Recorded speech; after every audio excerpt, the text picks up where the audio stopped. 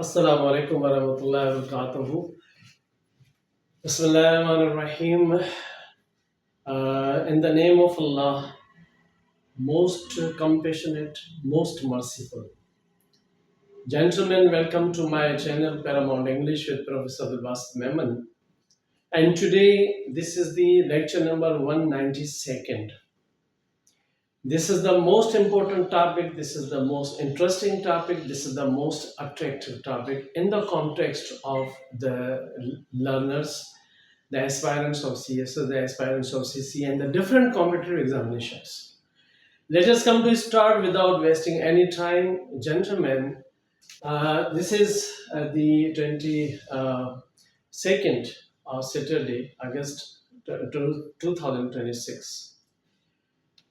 Today the topic is how to avoid common blunders. As you know well, there are three kinds of mistakes you can say.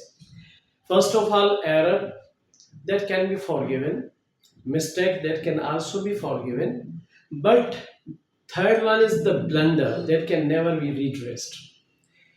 So in the writing, when the writer makes many grammatical errors, that common errors as usual making errors is called the blunders. So the topic is how to avoid common blunders, how to eliminate, how to give up these errors. Let us come to see, this is a very important chapter for all of you. So this is the first rule that end जब आता है तो verb plural होता है, क्योंकि उसके साथ and के साथ दूसरी चीजें भी होती है ना, जैसे असलम है, Salim, Aslam, Salim and Arif are friends. तो यहाँ पर ये देखिए कि वर्ब के साथ जो एंड के साथ जो वर्ब होगा वो प्लूरल होगा। Money and success are not the same. यहाँ पे मनी और सक्सेस जो है, मनी और success are not the same, एक जैसी चीजें नहीं है। यहां पर हमने दो चीजें थी, एंड था तो आर लगा दिया। रूल नंबर 2 था कि और नॉर के साथ अगर नॉमिनेटिव सिंगुलर नंबर्स में है, नॉमिनेटिव का मतलब सब्जेक्टिव होता है, यानी कि सब्जेक्ट अगर नॉमिनेटिव या सब्जेक्ट जो है वो एक हो और आर नॉर आ रहे हो तो सिंगुलर वर्ब लगेगा।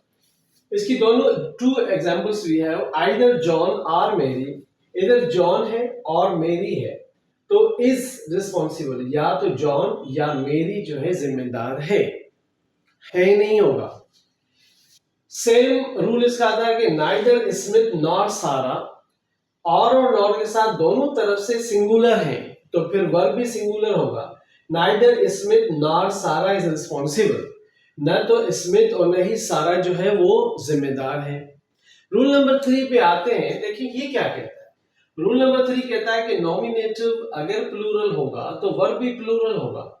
जैसे ये देखिए, आइदर द राइटर्स और द एडिटर्स, यहां पर क्योंकि नियरेस्ट जो है वो वर्ब के द एडिटर्स प्लूरल में है तो आर लगा देंगे रिस्पॉन्सिबल, या तो मुसन्निफिन या तो एडिटर्स जो है वो रिस्पॉन्सिबल हैं। अगर यहाँ सिंगुलर होता और ये प्लूरल तो प्लूरल होता, अगर यहाँ प्लूरल होता यहाँ सिंगुलर होता तो हम सिंगुलर लिखते।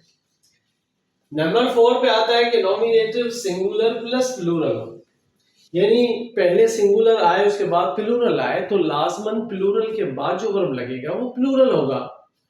देखिए rule number 4, nominative singular plus plural हो, सिंगुलर है प्लस प्लूरल है तो इसका वर्ब जो है वो प्लूरल होगा। Neither John nor the editors are responsible, ना तो जॉन और ना ही एडिटर्स रिस्पॉन्सिबल हैं। रूल नंबर 5 में आता है कि नाउन प्लूरल मीनिंग सिंगुलर, यानी कि अगर कोई ऐसा नाउन है जो प्लूरल दिखता है, जिसमें एस है, जैसे जेनेटिक्स है, जैसे फिजिक्स है, जैसे मैथमेटिक्स है, जैसे न्यूज है, इनिंग्स इसमें भी आता है, तो फिर क्योंकि ये सिंगुलर लेकिन प्लूरल सेंस में नजर आएगा लेकिन होगा सिंगुलर, तो फिर हम वर्ब सिंगुलर यूज करेंगे। Rule number 5, the latest news is exciting, यानी कि जो लेटेस्ट जो अभी अभी ताजा खबर आई है इज एक्साइटिंग, वो बड़ी पुरजोश है, एक्साइटिंग है, यहां पर न्यूज के साथ इज लगा। रूल नंबर 6 ये है कि अगर प्लूरल नाउन एक हो और एग्रीगेट और टोटल हो। इसका मतलब ये है कि वर्ब से पहले अगर कोई भी फ्रेज आता है वर्ब से पहले तो वो नाउन का फ्रेज कहलाएगा। अगर क्लॉज भी आ रहा है वर्ब से पहले और वो नाउन शो करता है, नाउन क्लॉज है, तो भी वो वर्ब जो है सिंगुलर शो करेगा अगर सिंगुलर होगा। यहां पर देखिए प्लूरल नाउन में वन एग्रीगेट और टोटल वर्ब सिंगुलर होगा। 1000 years is a long time. 1000 years 1000 साल जो है वो एक लंबा अरसा होता है या है नहीं। ओके, तो ये जो था टोटल एग्रीगेट था, वर्ब से पहले था तो सब्जेक्ट कहलाएगा और सब्जेक्ट सिंगुलर को यूज करता है तो इज आएगा।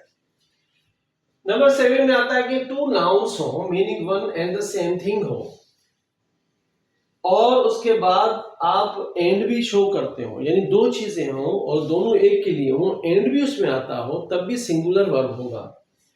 जैसे the captain and the owner was there. अब कैप्टन जो है, कैप्टन या जो ओनर मालिक है, यानी कैप्टन और मालिक एक ही है लेकिन एंड के साथ दो मिला दिया, तब भी सिंगुलर यूज होगा, वाज देयर, वो वहां था।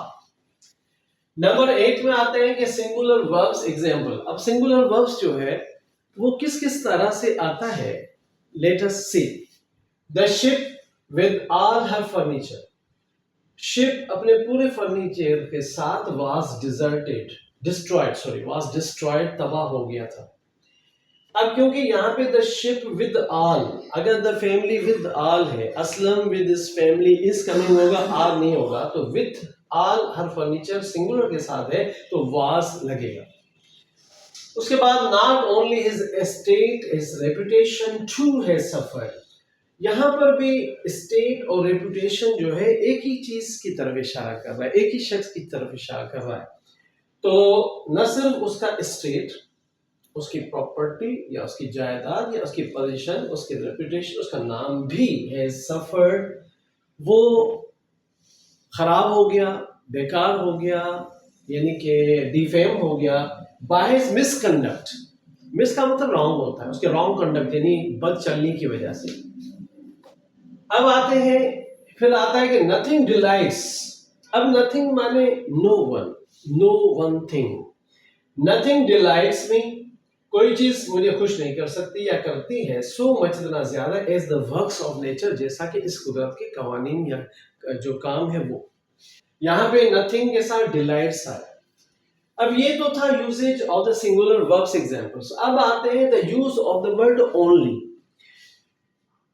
Late us see and observe that only जिस वर्ड के साथ आएगा उसी के साथ ही हम उसको रिलेट करेंगे। कैसे? ऐसे यहां पे लिखा है नंबर 1 में, ओनली ही रोट टू मी।